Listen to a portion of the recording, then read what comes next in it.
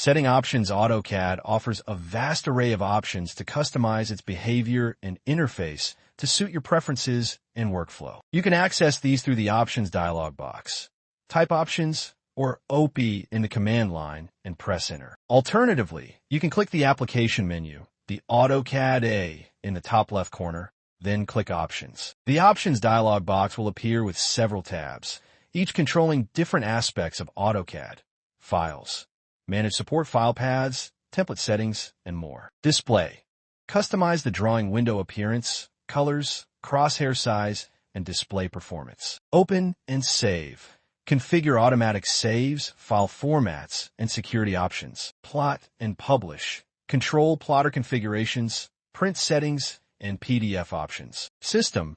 Adjust hardware acceleration, performance settings, and general system preferences. User preferences. Customize right-click behavior, units, as discussed earlier, but the units command offers more specific control and other user-specific settings. Drafting.